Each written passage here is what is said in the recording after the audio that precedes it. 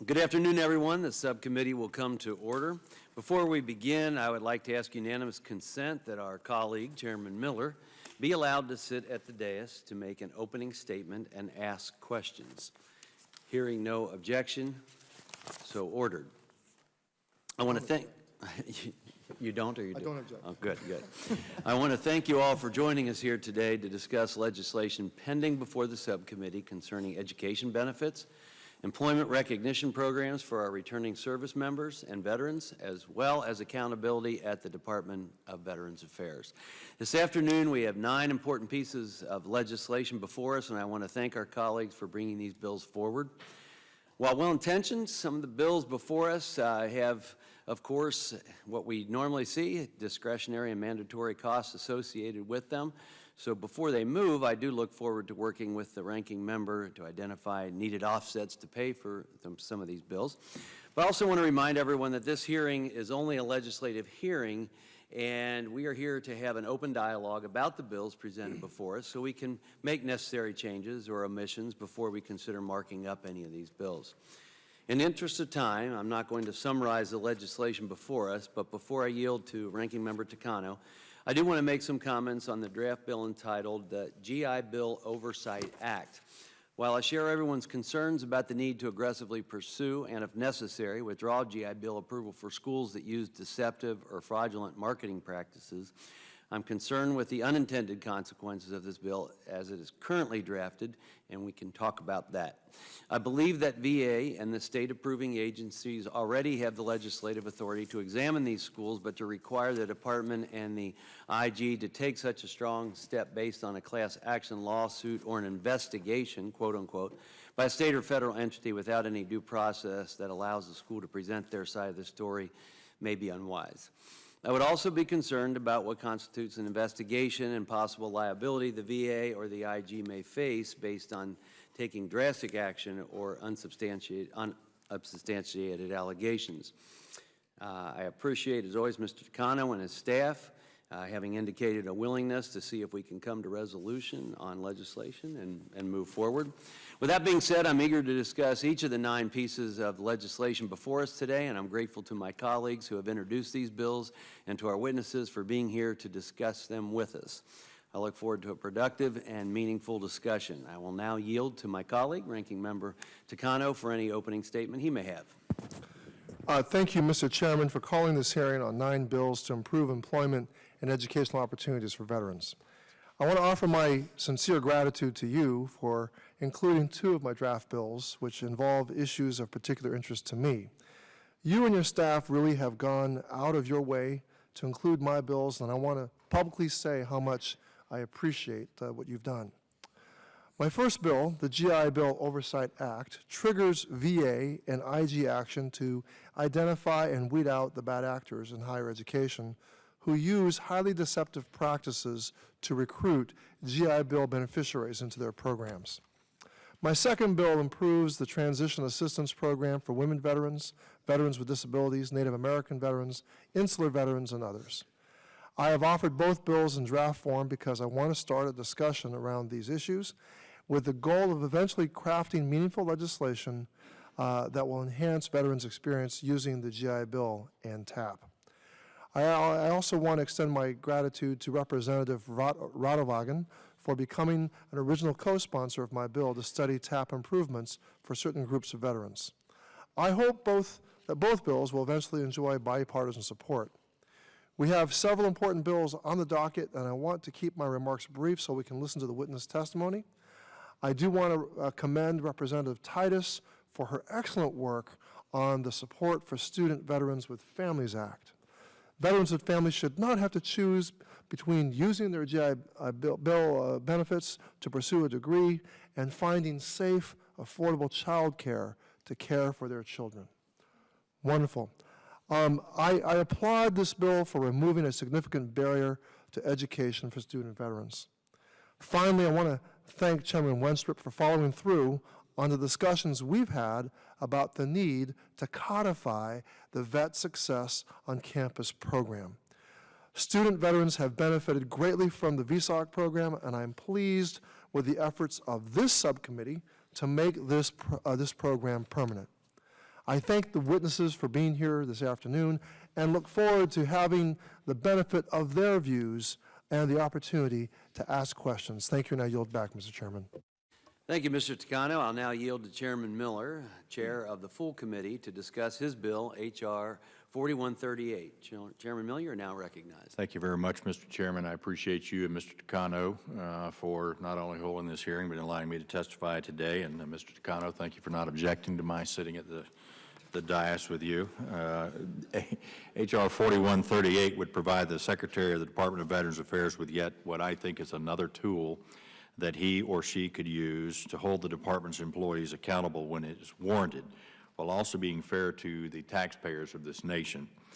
This bill would allow the Secretary to recoup any relocation expense paid to a VA employee when the Secretary deems it necessary.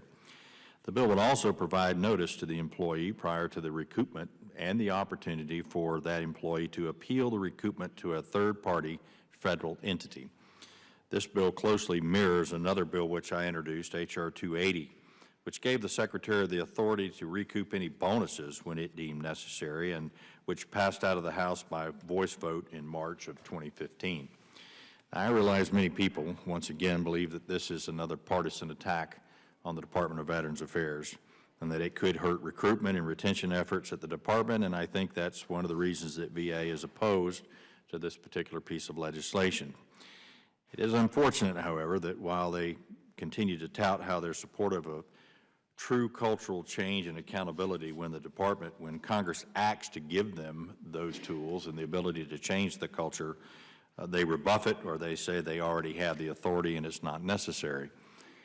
But when we see time and time again that these tools that they claim they have are merely replaced with words and there are really no concrete efforts or actions on their part. The reason I introduced this bill was, in fact, to help the Secretary and to give him the statutory authority to recoup these relocation expenses when warranted, because as many of you remember with Diana Rubens and Kim Graves, it was evident that the Department was unclear as to what authority they had to recoup the money. This bill would clear up any uncertainty that the Department or its lawyers may have as to what they are or are not able to do. I'm not here to rehash the ultimate outcome of the Rubens or Graves cases. I do know, however, that many of us were disappointed in the Department's inability, or in fact their unwillingness, to recoup the hundreds of thousands of dollars the American taxpayers funded to make Ms. Rubens and Ms. Graves' self-designed moves occur. Despite concerns expressed by many members of Congress, VSOs, the media, and the general public in these two cases, the Secretary was always unclear as to whether or not they even had an option for the Department to recoup those expenses under current law.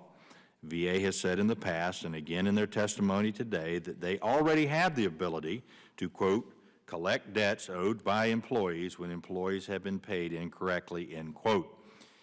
VA has not, however, been able to articulate whether Ms. Graves or Ms. Rubens' transfers and the over $400,000 that their moves cost the taxpayers would be categorized as improper payments.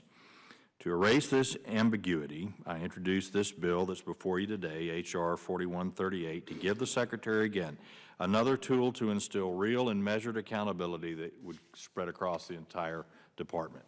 And furthermore, if this bill were law during the cases mentioned above, then it would have allowed the Secretary to do what was right for veterans and taxpayers alike, so that when a VA employee inappropriately receives almost $500,000 as a result of their behavior that some felt fell short of the Department's values and their missions, the Secretary would be able to act in a meaningful way. And I think this is a common sense piece of legislation that it's our duty to provide the Secretary with every means possible as we continue to work together to transform the Department of Veterans Affairs into an organization that the veterans of this country deserve. Mr. Chairman, Mr. Takano, thank you very much for your time. It's an honor, and I yield back. Well, thank you, Chairman Miller. Next, we recognize Ms. Titus for any remarks she may have on her bill. Well, thank you very much, Mr. Chairman. I want to thank you and Ranking Member Takano for including two pieces of legislation that I've introduced, and I thank Mr. Takano for his kind words mentioning one of them earlier. The first is H.R. 748, which is the GI Bill STEM Extension Act, which I introduced along with my friend Mr. McKinley from West Virginia. It would provide an additional 9 months of educational benefits to help veterans who pursue degrees in the STEM fields. STEM fields often have many lab courses associated with them, and this can take longer than the standard 4-year curriculum, and that's why they need an additional amount of time. The ability to analyze, communicate, and motivate, which is honed in the military, makes veterans ideal candidates for STEM fields.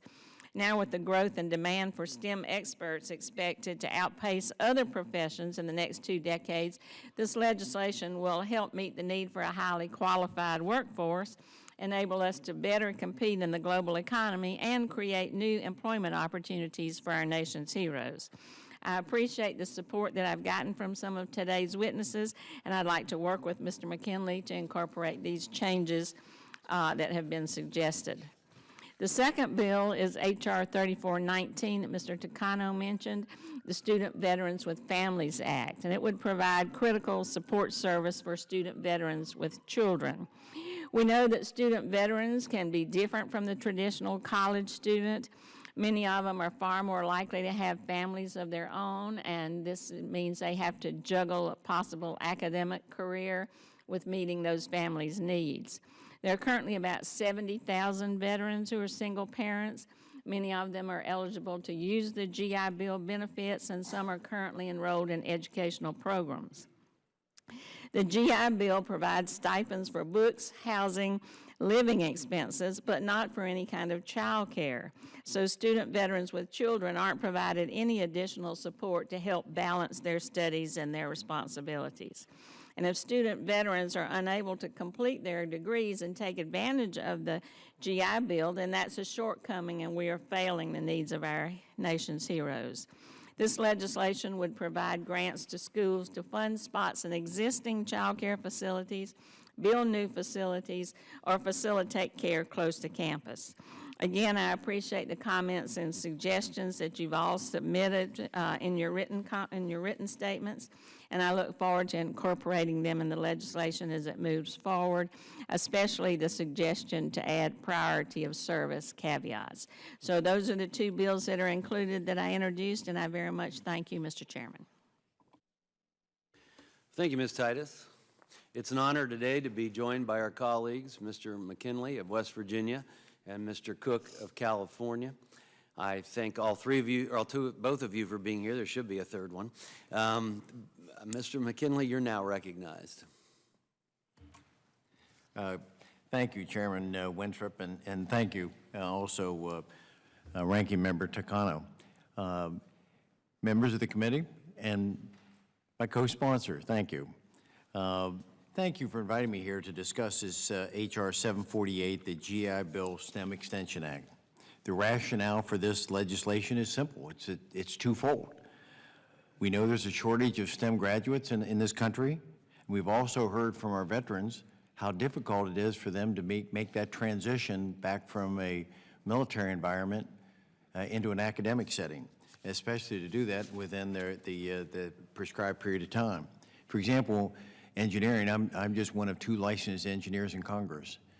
And it takes now, at Purdue, it's a 5-year program. And similar to that in many programs across America. The engineering and STEM education is longer than 4 years. As a result, we put this bill together to address both issues. As a background further, only 4%, from our research, only 4% of American undergraduates are in STEM education. In China, however, it's 22%.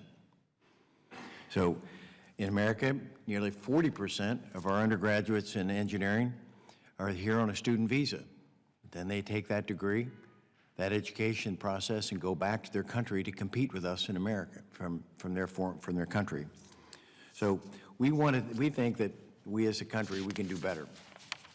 We have a ready, as Congressman Titus has said, they are ready and deserving with qualified students, veterans that need our help to work with them. The genesis of this bill came from discussions from students, when roundtables that I would have around the district, talking to the students at the campuses, and they would tell me how long They have 4 years, 4.5 years, 5 years, 5.5 years to get their engineering or science degree.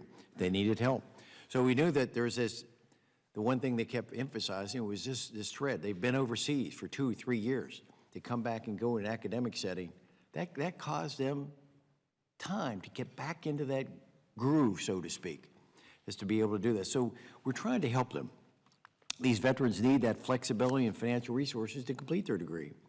Due to the extended nature of most STEM course programs, student veterans take on additional debt to complete their degree, or sometimes they'll choose to postpone their degree, and some simply never complete their education because of the additional cost that's incurred with that. Our bill will also help reduce that possibility of a student debt.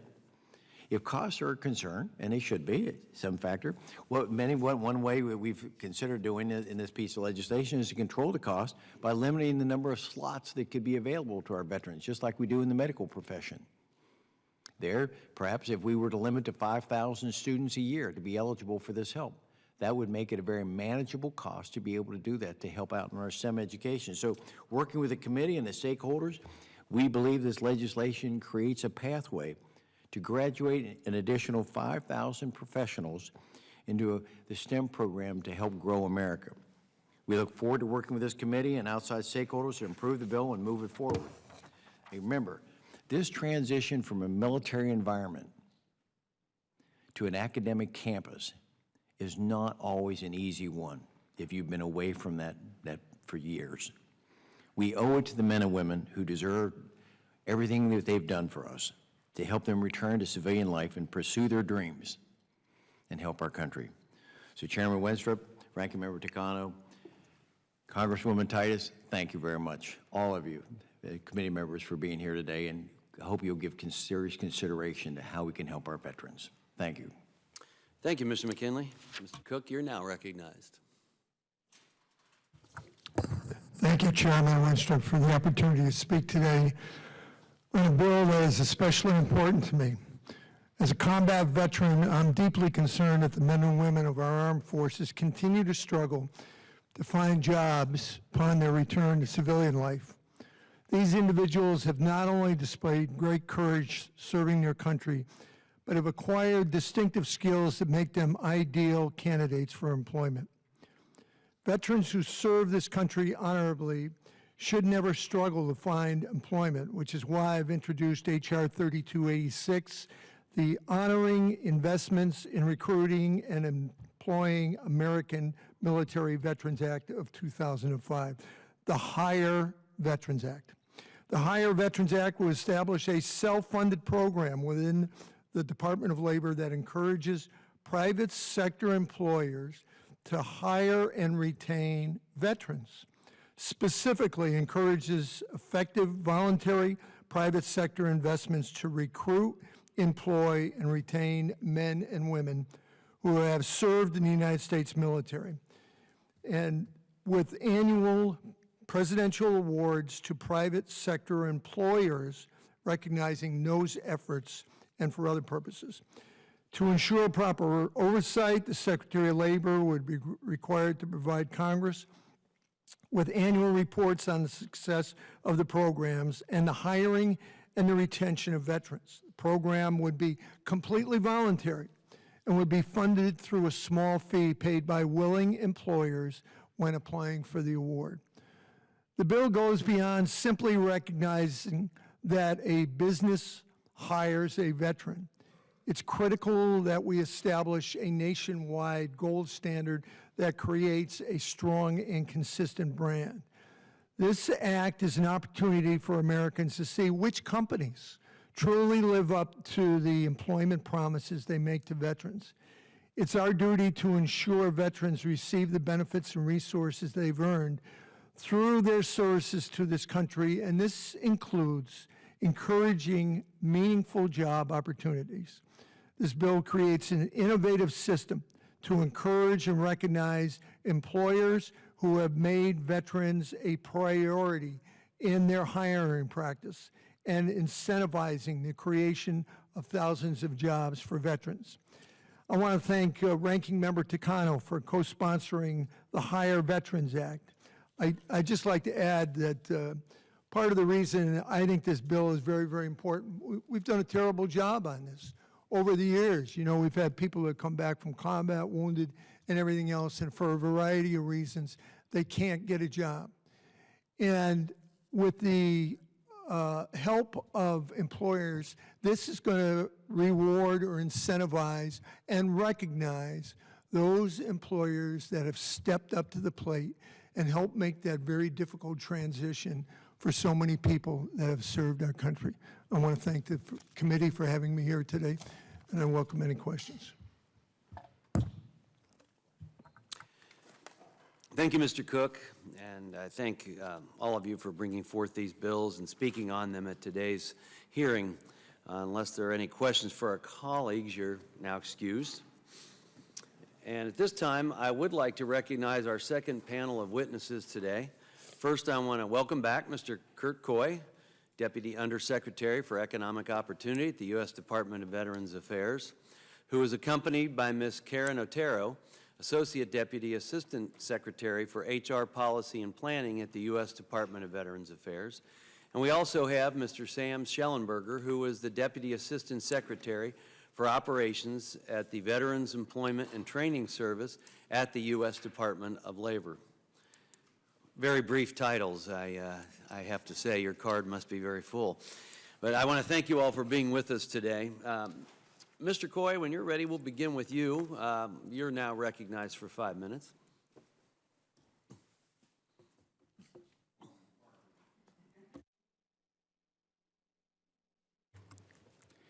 Well, good afternoon, Mr. Chairman, Ranking Member Takano, and other members of the subcommittee. Thank you for the opportunity to be here today and for your proactive interest in improving our programs.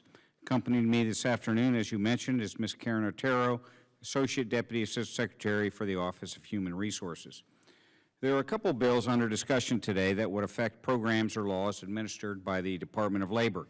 Respectfully, we defer to our Labor Department colleagues on those bills. H.R. 748 provides up to 9 months of additional post-9/11 GI Bill to an individual who has used all of their 36 months of benefits and is enrolled in a science, technology, or mathematics STEM program that requires more than the standard credit hours for completion, or has earned a post-secondary degree in a STEM field and is enrolled in a program of education leading to a teaching certification. VA supports the intent of the proposed legislation, but there are a few nuances we would like to address and would be happy to work with the committee to resolve them. H.R. 2551 authorizes VA to treat a pre-apprenticeship program in the same manner as an apprenticeship program and would provide a monthly housing allowance for beneficiaries who are not paid as part of the pre-apprenticeship program. VA generally supports the intent of the proposed legislation, but has some concerns with implementation of this bill as outlined in my written testimony. Again, we would be happy to work with the committee as well as our colleagues at Labor. H.R. 3419 authorizes the Secretary to make grants to educational institutions who either establish or expand child care center or pay the costs of providing child care services at a center. Although VA supports the goal of providing affordable child care for those enrolled in higher education, VA does not support this bill as written. We have concerns with the potential establishment of a child care center due to the life cycle costs involved to sustain it, as well as the management challenges associated with a variety of state and local laws. We would be happy to work with the committee to outline our concerns. With respect to the bill with several educational assistance provisions, VA again thanks the committee for your proactive support. Section 2, which would allow the proration of entitlement charges for licensing and certification examinations and national tests. This would certainly benefit veterans and their families by reducing the negative impact of the exam or test reimbursement on their remaining benefit entitlement. We would, however, suggest the provision specify the amount of benefit payment equaling 1 month of entitlement. Again, we'd be happy to work with the committee to address this. VA supports Section 3, which would authorize VA to round down the cost of living adjustments to the nearest whole dollar for Chapter 30 and Chapter 35.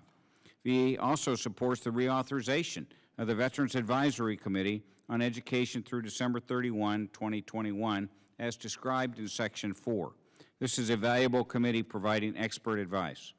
Section 5 authorizes VA to provide training requirements for school certifying officials If an educational institution does not ensure that a school certifying official meets the training requirements, VA may disapprove any course of education offered by the educational institution. VA also supports this section. VA does not support, however, Section 6, which authorizes VA to reduce the amount of monthly housing stipend on a pro rata basis if an individual reduces the number of course hours at the beginning of an academic period. Authorizing VA to offset an individual's monthly housing stipend in this manner could create a financial burden on veterans and their families. VA prefers to focus on strategies to minimize the frequency and magnitude of overpayments, rather than more aggressively recouping overpayments in a manner that may be detrimental to beneficiaries. Section 7 would prohibit educational institutions from using or merging VA reporting fees with the amounts available with their general funds. VA does not support Section 7. Educational institutions are already required to use reporting fees solely for supporting veterans and their programs.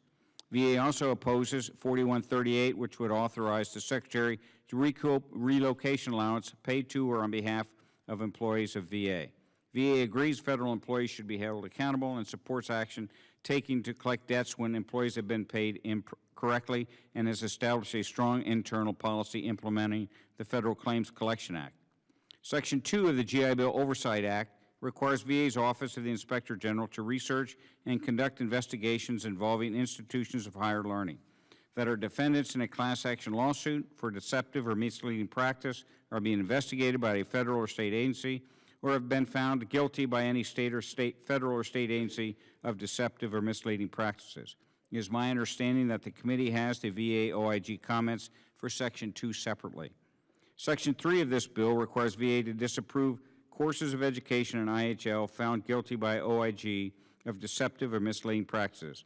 VA currently has this authority but supports the general intent behind the legislation. VA currently has 79 full-time counselors at 94 campuses under our Vet Success on Campus program. We are supportive and appreciative to codify the existing program. One minor point, however, education and vocational services are available to service members, veterans, and their dependents, but the bill refers to veterans only. As such, VA recommends that the bill be expanded to service members and dependents. Mr. Chairman, this concludes my statement. Thank you for the opportunity to appear before you today, and I'd certainly be pleased to respond to any questions you or any members of the subcommittee may have. Well, thank you, Mr. Coy. We're going to shift gears for just a moment from this panel, and I'd like to recognize Ms. McSally for comments on her bill. Good afternoon. Thank you, Mr. Chairman. Thanks, Chairman Wenstrup, Ranking Member Takano, for allowing me to speak on behalf of my bill today, H.R. 2551, the Veterans Entry to Apprenticeship Act. As a veteran myself, I know personally when somebody raises their right hand and volunteers to defend our nation, we commit to doing all we can to assist them when they return. Part of that promise means helping our veterans transition to civilian life after their service. Unfortunately, we're not living up to that responsibility. A 2015 GAO report revealed for veterans age 18 to 34, the unemployment rate was 20% higher than unemployment rate for non-veterans. We can and must do better for our war heroes. I'm here today to talk about a common sense solution that will help our veterans get needed skills to better their career options.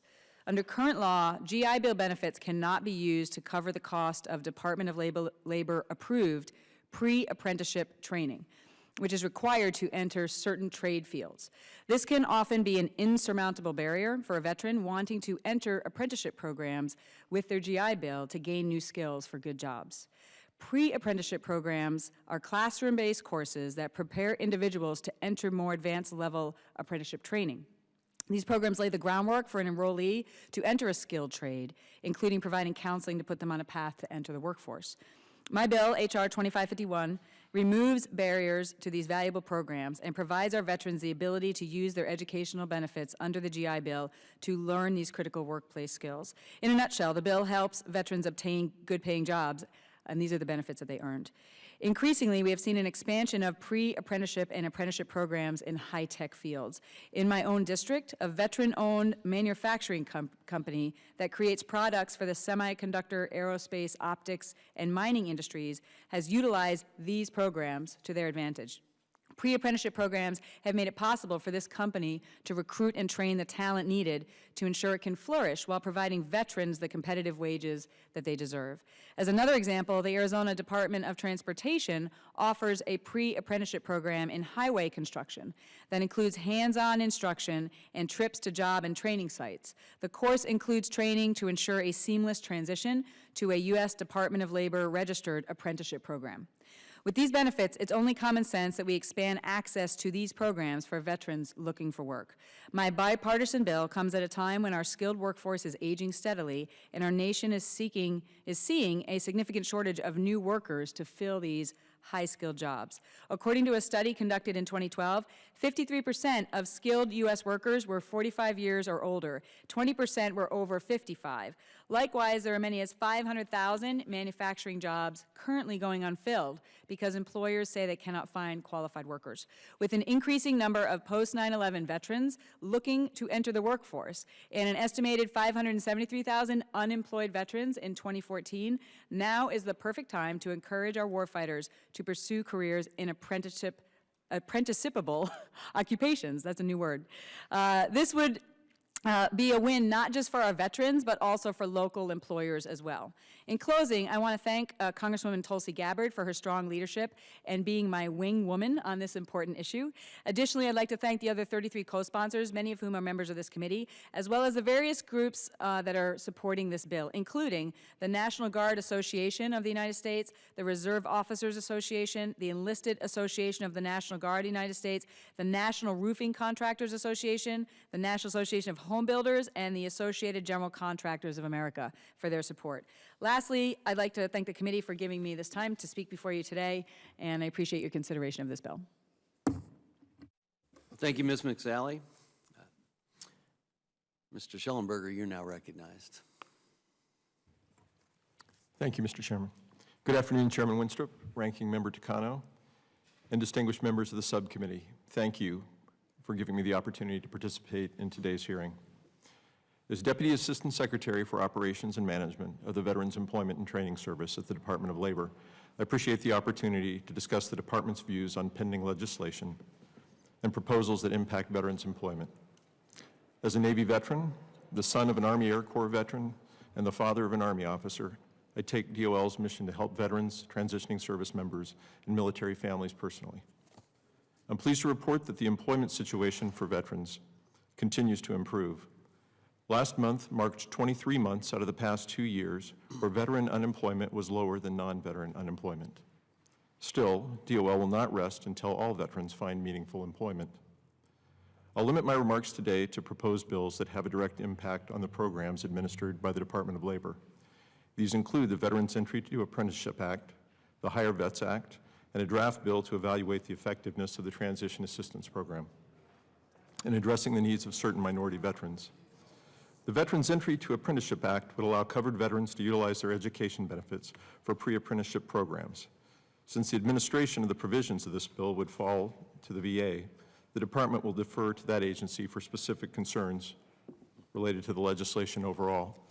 However, the Department does reiterate its support for registered apprenticeship programs as a proven pipeline for veterans to meaningful civilian careers. Pre-apprenticeship programs, when properly structured, represent an excellent opportunity to expand the aperture of apprenticeship pipelines for our veterans. With regard to the Higher Vets Act, DOL applauds the intent of this bill and all efforts to ensure that our veterans find civilian employment following separation from the military. However, we would like to note some concerns regarding our ability to successfully implement the program as currently drafted. I've addressed these concerns in more specific detail in my written testimony. For example, the Medallion Award Fund as contemplated in the bill is not self-executing.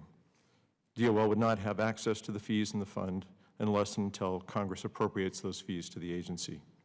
And it's difficult to determine a reasonable fee that employers would contribute that would be sufficient to enable vets to carry out many of the requirements of the bill.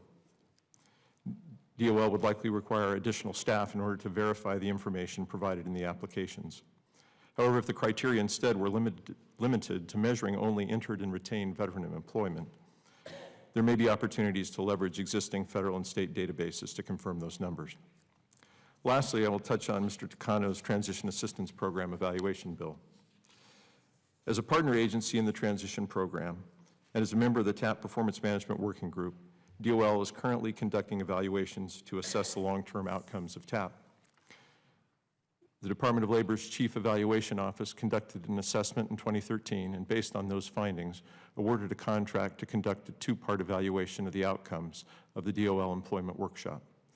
The first part will analyze the impacts of the workshop on employment-related outcomes for separating service members. Data collection is currently underway and is expected to occur through fiscal year 17.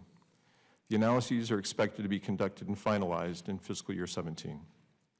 The second part of the study consists of a pilot to evaluate differential impacts of new delivery approaches, such as the use of social media for the employment workshop. The intervention design and feasibility analysis is currently underway for that study.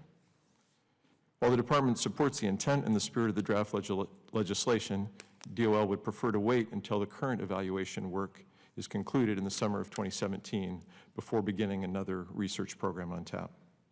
The department looks forward to continuing our work with this subcommittee to ensure that our veterans have the resources they need to successfully compete in the civilian workforce. The improving employment situation for veterans is a resounding testament to the impact of federal programs and the nationwide response from public and private stakeholders acting nationally and within local communities. Mr. Chairman, Ranking Member Takano, distinguished members of the subcommittee, this concludes my oral remarks. Thank you for the opportunity to be part of the hearing, and I'll look forward to responding to your questions. Well, thank you for your remarks, and at this time, I will yield myself 5 minutes for questions. And first for Mr. Coy, regarding Chairman Miller's bill, 4138. It's the authority to collect a debt if an employee has been improperly paid. However, I'm not clear really if they're able to do so if the payment at the time was correct, but it was later found that the employee received the payment through some ill-gotten means. If there was some misbehavior to get to that point, if you would. So can you tell us what exact authority they currently have, the Secretary would currently have, and if this authority was available for the Secretary at the time, say, of the relocation expenses that were paid to Ms. Rubens and Ms. Graves, could he have rescinded that if he wanted to? If I may, Mr. Chairman, I'd like Ms. Otero to answer that. She's our HR expert. Thank you. Good afternoon, Mr. Chairman. The department has a current authority that allows, if an improper payment is made, that it allows us to recoup the payment. And we have the Federal Claims Collection Act. In the case of Ms. Rubens and Ms. Graves, in our investigation of the matter, that their superiors made the decision to offer a relocation. And so once it was authorized, the relocation, in fact, became allowable. The relocation occurred. I appreciate that, but Yes, that's not sir. my question, Yes. per se. My question is, hypothetically, if they found that the reason that it was okayed by the supervisor was through some nefarious behavior, would the Secretary have the authority to take that away if this bill is passed? The Secretary would have the authority to manage the decision made by the higher level official who authorized the payment. I don't. And so that would be outside. Once it I'm was- asking you yes or no. I'm not getting that. I want to know. I want the Secretary to have the ability to recoup taxpayer dollars if the person used some nefarious behavior to get to where they got. So whether the supervisor was duped into this situation or whatever the case may be, if that person acted in a way that was not correct or nefarious in some way, will the Secretary have the authority to take that back? Because that's really what I'm asking here. I understand in that situation, supervisor may have gone ahead and done it, but if the supervisor is misled by information, they're clean. But the point is, going back further, if it was bad behavior that led to the supervisor's decision does the Secretary have the authority under this bill then to retract that payment? I don't think with this bill would make a difference. I do believe that if there was nefarious behavior, I believe it would be uncovered in an investigation, in theory, if there was, in theory, nefarious behavior. Okay, well, thank you. I appreciate that. I'll move on from there. Going back to Mr. McCoy, the GI Bill Oversight Act would require VA and the VA OIG to take certain steps when a school is under an investigation by state or federal entities. And, you know, anyone can bring forward allegations and initiate an investigation, if you will. So I want to get your opinion on whether you think it's prudent to require the VA and the VA OIG to take action based on allegations or investigations before facts and substantiated allegations. Thank you for that question, Mr. Chairman. I think you're referring to... Thank you, Sam. I think you're referring to Section 3, that if the OIG finds someone guilty or institution guilty, that we should automatically withdraw the funds for that school. My concern, and right now, what we say is we support the intent, but we have some concerns or issues about it. One of the concerns I certainly would have is OIG generally does investigations. Once that investigation's done, you know, it'd be handed over to us, the education folks, or some other body, for example, FTC or Justice, you know, for any criminal intent. So there's an issue of whether or not, what the definition of guilty is, if you will. The other issue is we certainly have a concern that we would need some ability for some discretion with respect to this. The way that the current bill is written, it's almost an absolute. So the two concerns I would suggest is A, OIG investigating and determining, quote, guilt, which is, I think, the way the bill is written, and so we have a little bit of concern about that. And then secondly, if there was some definition of guilty there, there's also an extent of what is the extent of the deceptive marketing that's there. So doing an automatic withdrawal without having any discretion to leverage some judgment in there is the kinds of things that we'd be happy to work with the committee to try and resolve those particular issues. And I think that's what we need to work on and clarify is really what stage, really what does that mean? You don't want one school competing with another and therefore launching an investigation or allegations and have this take place. So we want to be able to clarify that. Yes, sir. Thank you, and I now recognize Mr. Takano for 5 minutes. Thank you, Mr. Chairman. Mr. Coy, thank you for signing the Memorandum of Understanding with the Federal Trade Commission in November of 2015 to involve the FTC in carrying out investigations and making the VA's determinations of deceptive or misleading practices by IHLs in violation of Title 38, Section 3696. My question to you is, has the VA referred any cases to the FTC since the VA FTC MOU was signed? No, sir, we have not. Well, I also want to thank you for your support of the intent behind my legislation. We have been working with the OIG to address their concerns, and this process will continue. But please describe how the VA uses its existing discretion to protect veterans from wasting their hard-earned but limited GI Bill entitlement. Thank you, Mr. Takano.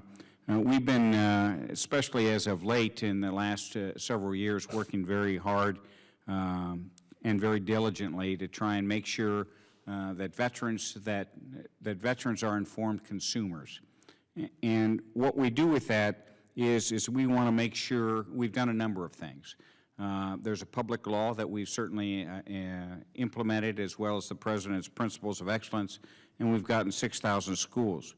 We created the GI Bill comparison tool.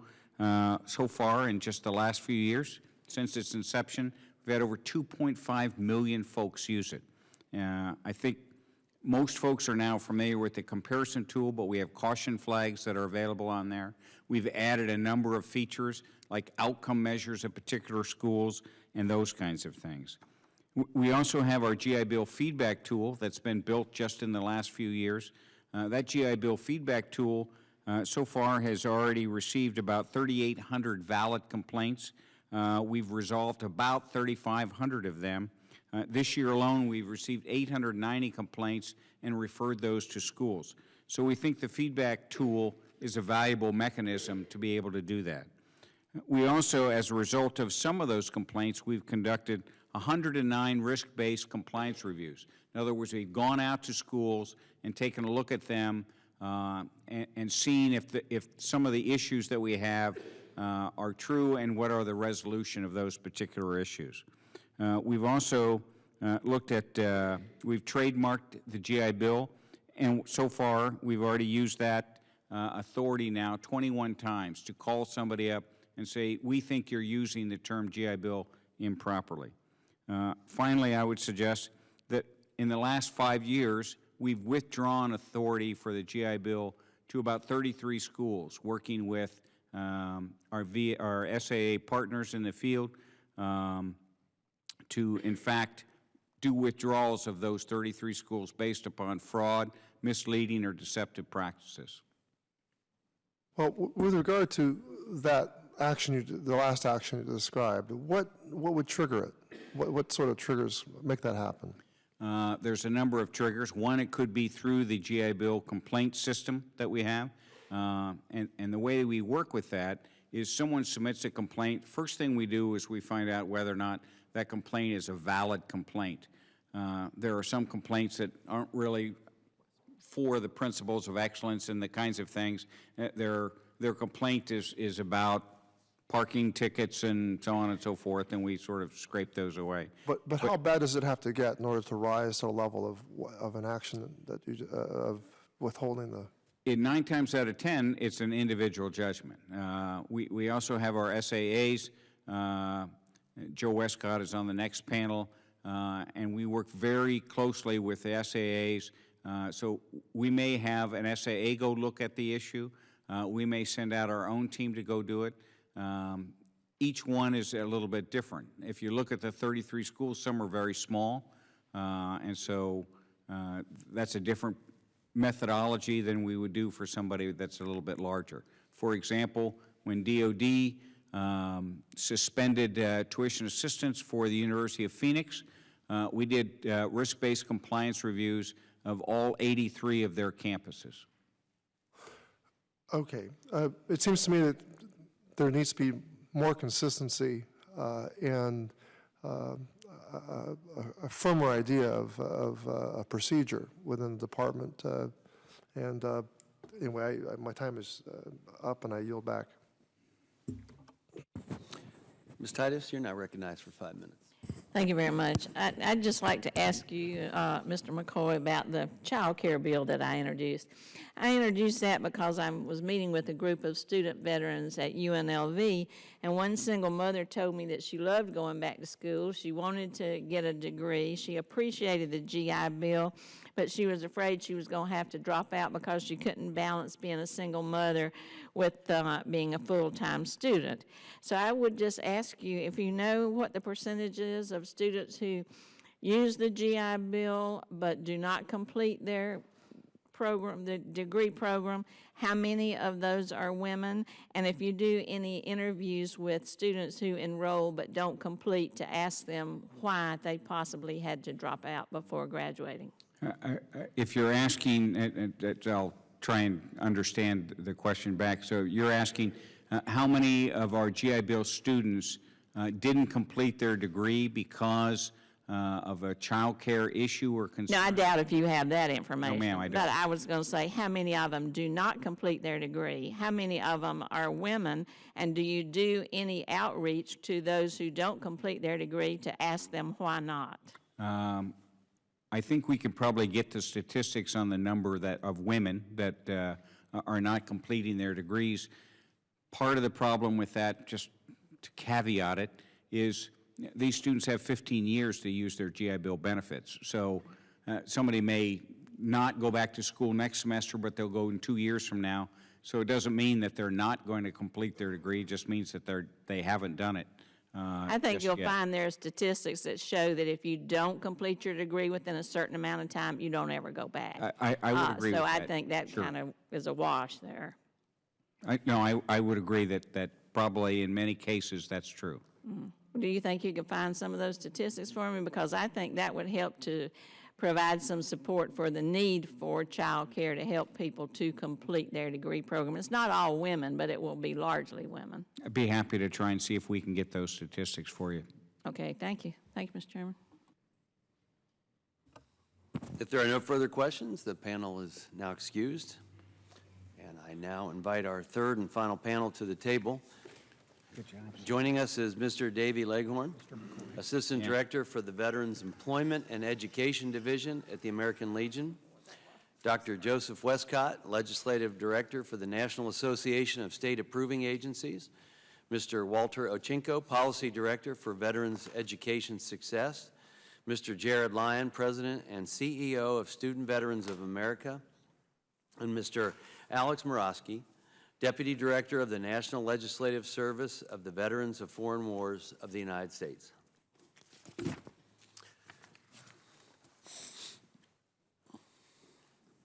I thank you all for being here today, for your service to our nation in uniform, and for your hard work and advocacy on behalf of our nation's veterans is greatly appreciated. Mr. Leghorn, we'll begin with you, and you're now recognized for 5 minutes. Chairman Winstrup, Ranking Member Takano, and distinguished members of the subcommittee, on behalf of our National Commander, Dale Barnett, and the more than 2 million members of the American Legion, thank you for the opportunity to explain our positions on legislation before this subcommittee. Our positions on the 9 pieces of legislation addressed today are a matter of record. The American Legion would like to focus the duration of our time on 2 pieces of legislation. There is a lot of talk these days about the top 1% and the middle class, but no one likes to talk about the bottom 1% that reside on the reservations and insular territories and commonwealths. The American Legion would like to thank Ranking Member Takano and Representative Radewagen for proposing legislation that would require the Department of Labor to take a closer look at the effectiveness of TAP in addressing the unique needs of veterans and marginalized populations. The American Legion recognizes that different groups of people or communities have their own set of challenges. Paths to gainful employment differ greatly from locality to locality. In effort to provide programs and services to the majority of our veterans, sometimes small pockets of veterans are overlooked.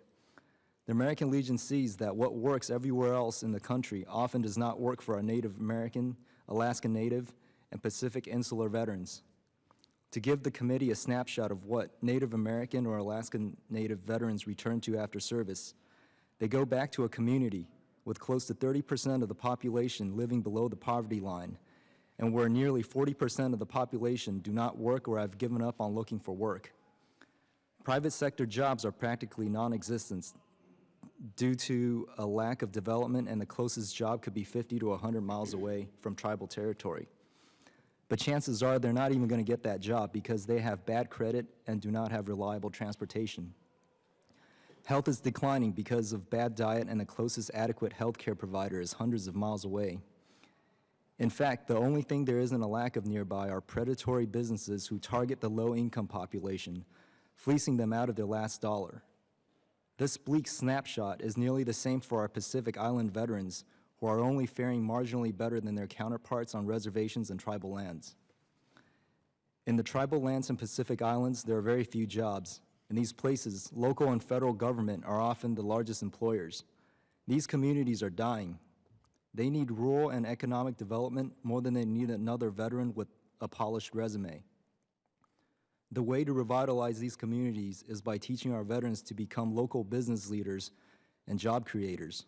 For our veterans going back to these areas, their TAP classes need to focus more on SBA's Boots to Business Entrepreneurship course, with some emphasis on the agriculture industry and USDA programs. It is our hope that the results from this proposed study would assist DOL in making TAP more relevant to our veterans and marginalized populations and close the loopholes that prevent our Native American, Alaska Native, and Insular veterans from assessing federal veterans benefits. Lastly, the American Legion would like to draw attention to the draft legislation which focuses on improving the administration of the post-9/11 GI Bill. While the American Legion supports efforts here to reduce the occurrence of overpayments, we offer one caveat regarding Section 6. The American Legion does not believe a veteran student enrolls in a college course with the intention of dropping it later for secondary gain. Extenuating circumstances are often the reason for the courses being dropped. For the students attending college full-time, their rent and living expenses are not reduced when they drop a course. Reducing their living stipend in this instance imposes a burden that might result in some students dropping out of school and will cause more problems than this legislation intends to solve. While all full-time students are affected, the full-time students at brick-and-mortar universities stand to lose the most with this change. The American Legion would like to see some protections for these full-time students who unwittingly become part-time students through no fault of their own. Chairman Wenstrup, Ranking Member Takano, and distinguished members of the subcommittee, the American Legion thanks you for the opportunity to testify this afternoon. We look forward to any questions you may have. Well, thank you, Mr. Leghorn. Dr. Westcott, you're now recognized for 5 minutes. Chairman Winstrup, Ranking Member Takano, and members of the Subcommittee on Economic Opportunity, I am pleased to appear before you today on behalf of the National Association of State-Approving Agencies and provide comments on certain bills pending before this committee. I am accompanied today by our Legislative Committee Vice Chair, retired Sergeant Major Robert Haley. H.R. 2551, the Veterans Entry to Apprenticeship Act, NASA supports this bill, particularly as it could serve to increase enrollment in approved apprenticeship programs, but would offer the following recommendations. First, to ensure only quality programs are approved, we believe that approval authority should rest with the state approving agency.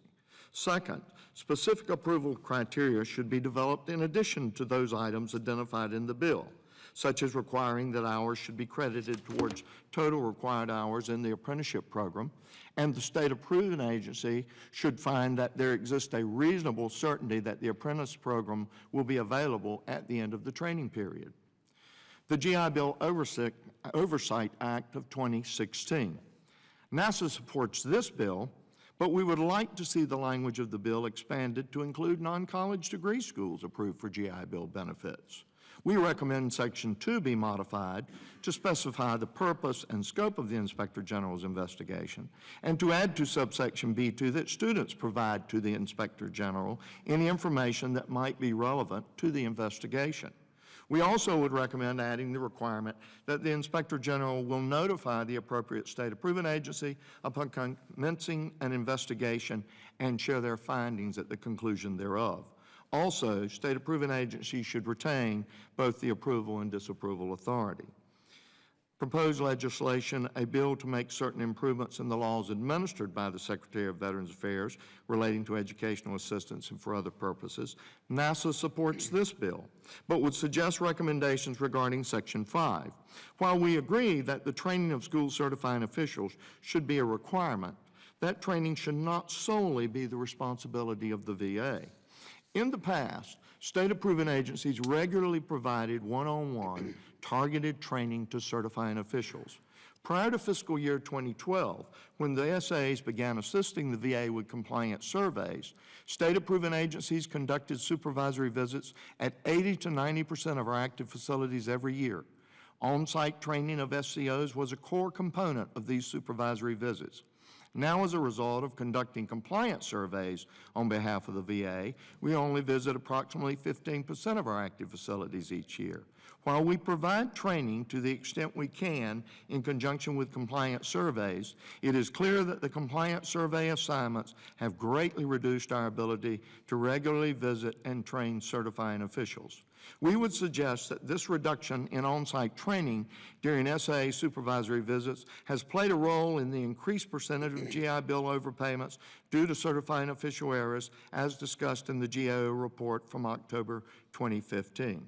We would assert that a better balance of supervisory visits and compliance survey visits will result in better training and oversight, as well as fewer overpayments. As such, we believe that the development of the training recommended in the GAO report should be a collaborative effort between VA and NASA, with input from school certifying officials. We would also suggest the following modifications. First, in subsection A, program disapproval authority would primarily reside with state approving agencies. Second, NASA recommends eliminating any requirement for off-site training to those institutions with more than 20 GI Bill recipients annually. This will mitigate what could be perceived as an onerous training requirement for schools with few GI Bill recipients. However, we do believe reasonable and proper online training should be mandatory for all certifying officials. Mr. Chairman, today over 55 SAs, composed of approximately 175 professional and support personnel, are supervising over 14,000 active facilities with more than 100,000 programs.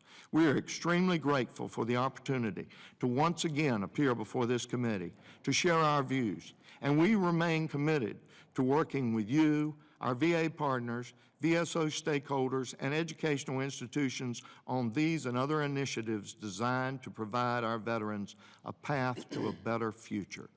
Mr. Chairman, I look forward to answering any of your questions that you or committee members may have. Well, thank you, Doctor. Mr. Ochinko, you're now recognized for 5 minutes. Chairman Wenstrup, Ranking Member Takano, and members of the subcommittee, thank you for inviting Veterans Education Success to testify on the GI Bill Oversight Act of 2016. Veterans Education Success believes that the GI Bill Oversight Act seeks to address a critical shortcoming in the management of GI Bill educational benefits by the VA, the lack of enforcement to protect veterans from the predatory behavior of some schools. When it comes to oversight of the GI Bill, VA's practice to date has been to focus on managing and tracking benefit payments. Protecting veterans' hard-earned educational benefits and taxpayers' investment from fraud or abuse receives far too little attention. Last month, the House approved a bipartisan bill reported out of this subcommittee, the Career Ready Student Veterans Act. The bill would prohibit participation in the GI Bill by any school that recruits students using misleading information about its accreditation and the ability of graduates to subsequently get jobs in their field of study. Misrepresentation by some schools, however, goes beyond accreditation issues. As demonstrated by 14 federal and state settlements, some predatory schools also provide students with misleading information about costs, transfer of credits, job placement rates, post-graduation salaries, and other issues where reliable data are key to student veterans making an informed choice. Only one of the 14 settlements resulted in the posting of a caution flag on the GI Bill college comparison tool. My written testimony contains an attachment summarizing the findings of these 14 federal and state settlements.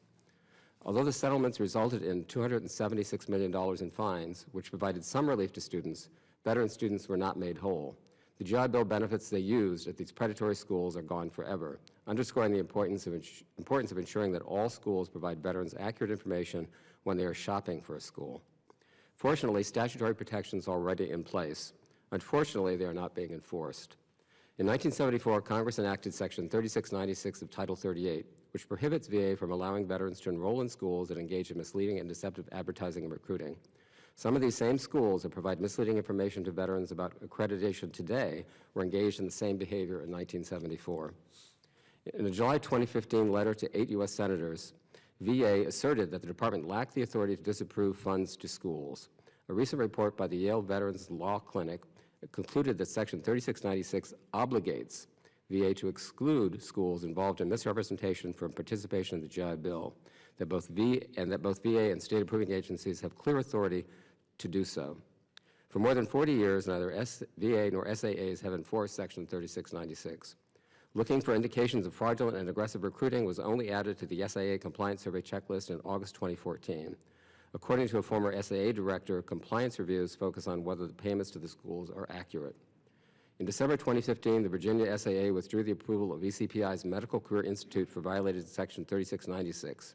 VA declined to release the SA compliance reports, leaving unchallenged ECPI's assertions that it had done nothing wrong. And this is not the first time that VA declined to support the actions of SAAs. Section 3696 required the VA to negotiate a memorandum of understanding with the Federal Trade Commission to investigate schools suspected of misleading veterans, but that MOU was not signed until November 2015, more than 40 years after the enactment of Section 3696. Perhaps the most obvious example of VA's inaction in the face of evidence that a school engages in misleading advertising recruiting is the May 2016 FTC settlement with Ashworth College. The FTC found that many programs offered by the school did not meet state requirements for those careers, including teachers and massage therapists, and that claims made about credit transfers were often not true. In reaching the settlement, Ashworth College admitted no wrongdoing. The settlement appears to meet the criteria set forth in Section 3696 for terminating the school's participation in the GI Bill, even though the FTC investigation was not requested by VA and the settlement was announced about 5 months before the completion of the VA-FTC MOU. What action has the VA taken? Ashworth College is still approved to receive the GI Bill educational benefits. The GI Bill college comparison tool contains no warning to veterans about the FTC settlement and findings. Ashworth is still listed as subscribing to and following the principles of excellence on the GI Bill college comparison tool. VA's failure to revoke approval of Ashworth or any of the schools already successfully sued by state attorneys general or federal agency raises questions about the processes in place to respond to findings of deceptive and misleading advertising, sales, or enrollment practices. Before closing, I'd like to acknowledge VA's recent action to suspend the Principles of Excellence designation of a school that the FTC is investigating for misleading advertising and recruiting, and initiate compliance reviews of all the school's campuses. Note that the school's eligibility to participate in the GI Bill has not been affected because the investigation is ongoing, and that's probably appropriate. Thus applauds VA's action and believes that it is an encouraging sign. Finally, combating fraud and abuse by predatory schools needs to be a top federal as well as top VA priority. The GI Bill Oversight Act would help to elevate the priority placed on protecting veterans and increase the efforts to enforce VA's existing statutory and regulatory requirements to prohibit misrepresentation and deceptive recruiting. By engaging the VA's Office of Inspector General in the enforcement process, the bill jumpstarts departmental enforcement by turning to an existing, well-trained, resourced, and audit investigation-oriented organization. Equally important, however, is changing the mindset at VA that paying benefits is only one part of VA's mission to serve veterans. VA must do more than simply track the dollars out the door. It must take seriously its statutory obligation to protect veterans from deceptive recruiting and protects taxpayers' investments from fraud, waste, and abuse. Chairman Wenstrup, Ranking Member Takano, and subcommittee members, thank you again for the opportunity to testify and for your commitment to ensuring that veterans can make an informed choice when they use their hard-earned GI Bill educational benefits. Thank you, Mr. Ochinko. Mr. Lyon, you're now recognized for 5 minutes. Chairman Wenstrup, Ranking Member Takano, and members of the subcommittee, thank you for inviting Student Veterans of America to submit our testimony on the important and timely issues covered today, including the GI Bill STEM Extension Act of 2015, the GI Bill Oversight Act of 2016, and the Support for Student Veterans with Families Act. We cover these and additional issues in greater depth in our written testimony. Established in 2008, Student Veterans of America is the voice for the interests of veterans in higher education. The myriad of programs supporting our success, rigorous research, seeking ways to improve the landscape, and advocacy throughout the nation, we place the student veteran at the top of our organizational pyramid. To start, we would like to discuss the GI Bill STEM Extension Act of 2015. For most veterans hoping to enter science, technology, engineering, and mathematics fields, or STEM fields, they face the challenge that these majors often require more courses than they can fit into a traditional college schedule. The additional time that it takes for a veteran to complete a STEM degree easily pushes graduation past the standard 4 years allotted for the current post-9/11 GI Bill. A 2015 Georgetown University study reviewed the economic value of college majors in the United States. This study showed that individuals who completed a STEM degree earned an average of $65,000 a year when starting their careers, whereas non-STEM degree graduates earn $15,000 less annually. We're here today in support of H.R. 748 and propose feedback that would make this legislation even more cost-effective. We estimate that the GI Bill STEM Extension Act will support 33,000 veteran STEM majors, enabling those student veterans to successfully complete their degrees without any additional financial burden. STEM majors contribute an average of $260,000 more in taxes than non-STEM majors over their lifetime. This increase in tax revenue could equate to an additional $8.6 billion in tax revenue, a return on investment for the American economy of $8 for every $1 spent. This economic gain is in addition to the national security imperative to have more STEM professionals in our country, and we fully support the GI Bill STEM Extension Act of 2015. We look forward to continuing the discussion on how to improve the economic impact of STEM majors in the United States by motivating transitioning service members to enter into these fields of study. On the GI Bill Oversight Act of 2016, I'm pleased to note that we continue to work hard to protect veterans pursuing their higher education. Sadly, due in part to the 90-10 loophole, we continue to see predatory practices affect veterans at schools with the wrong priorities. I'm simply tired of hearing student veterans tell me, "I wish I had known." The GI Bill Oversight Act of 2016 focuses on the right issues to protect student veterans from questionable schools. With this intent in mind, we feel that the language triggering an investigation should heavily weigh on an institution's actions that are found guilty, not institutions with ongoing investigations. We strongly support the intent of this legislation and believe this to be a critical area of discussion. Finally, we support the Student Veterans with Families Act, and we would like to highlight data from our annual member census, which illustrates a significant concern among single parents who served in the military and are currently enrolled in higher education. How is it that they pay for child care? Our study shows that 49% of current student veterans have indicated that child care had a negative or extremely negative impact on their financial situation. Additionally, 20% of student veterans indicated that their current child care status had a negative impact on their personal academic goals as they pursue their degrees. An increasing number of veterans are going to school, and the need for child care continues to rise. That is why we applaud Congresswoman Titus on the introduction of this legislation. We strongly support the intent of this legislation and propose an administrative change to affect the use of funds, limitations, and authorizations of appropriation sections. We hope to address this in further detail for additional consideration of this important discussion. We thank the chairman, ranking members, and subcommittee members for your time, attention, and devotion to the cause of veterans in higher education. As always, we welcome your feedback and questions, and we look forward to continuing work with this committee to ensure the success of all generations of veterans through higher education. Thank you. Thank you, Mr. Lyon. Mr. Morosky, you're now recognized for 5 minutes. Good afternoon, Chairman Wenstrup, Ranking Member Takano, members of the subcommittee. On behalf of the Veterans of Foreign Wars of the United States, I want to thank you for the opportunity to present VFW's views on today's pending bills.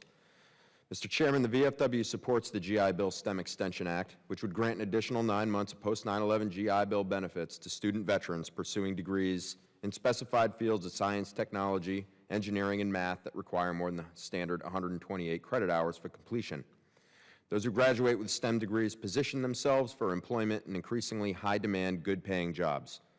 Veterans who choose to enter these programs should be given the opportunity to complete them without exhausting their benefits before earning their degrees. The VFW supports the Veterans Entry to Apprenticeship Act.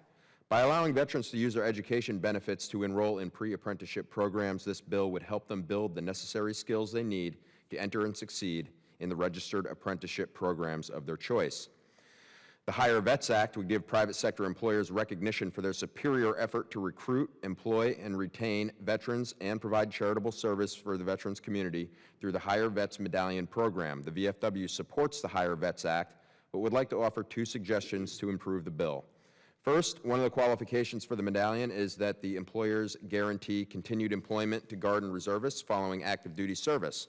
Under USERRA, employers are already required by law to preserve that employment.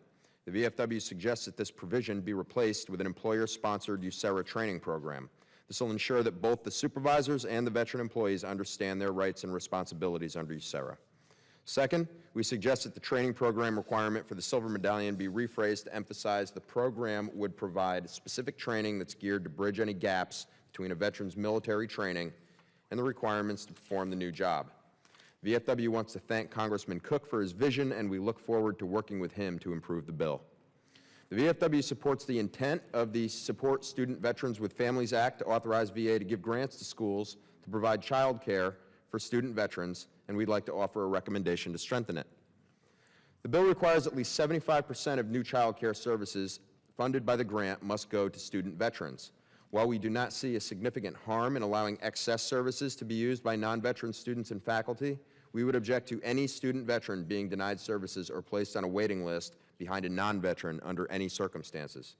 To prevent this from happening, we suggest that the bill be amended to include a priority of service clause for student veterans.